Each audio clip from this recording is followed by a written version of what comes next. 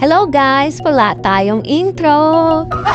For today's video, gagawa lang naman ako ng stand ng phone. Alam mo, nagugulat talaga ako sa batang to eh. Lagi na lang sumusulpot. Isa pa yan oh.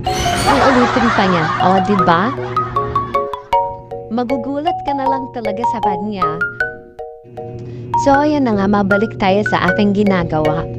Nagagawa ako niyan kasi na kukulangan ako sa patungan ng cellphone ko dito sa aking patungan.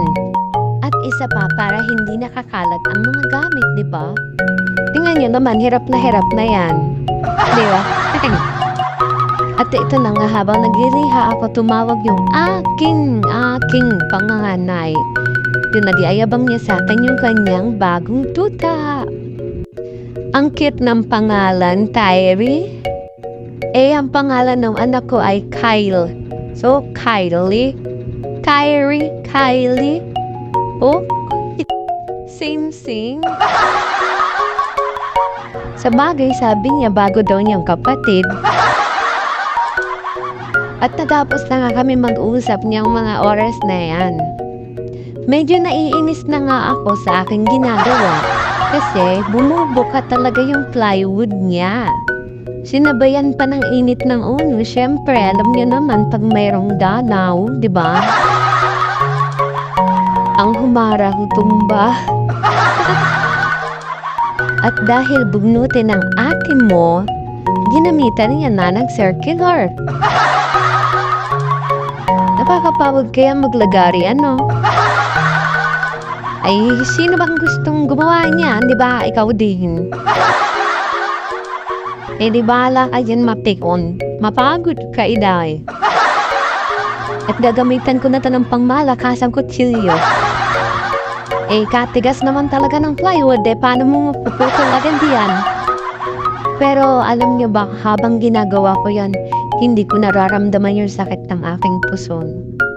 Para kasi sa akin, isa siyang stress reliever.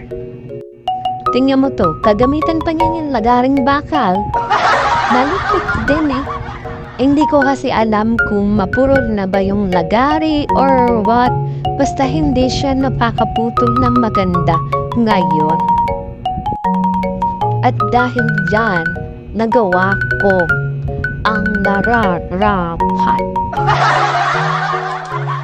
At hindi ko na nga nakuhaan ng ibang video kung paano binuo yung ating ginagawang stand ng phone. Kaya tatalon tayo. Tatalon tayo sa pagkukulay at pag-aayos. At dahil na rin kasi may mga tornilyo siya na nakausli, kaya nilagyan natin ng stick glue para kumapal din siya at saka hindi siya masyadong madulas. Kaya nga DIY, diba? Gagawin mo ang lahat para gumanda lang yung iyong ginawa kahit hindi naman kagandahan, diba? Nakakaloka lang talaga tong mga batang ito palakad-lakad sa aking likuran. At dahil patapos na ako mga momshi, wait nyo na lang po ang result.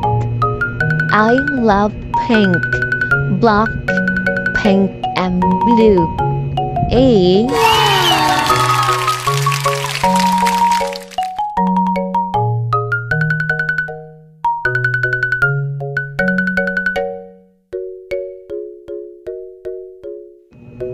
Thank you and paalam. Nice!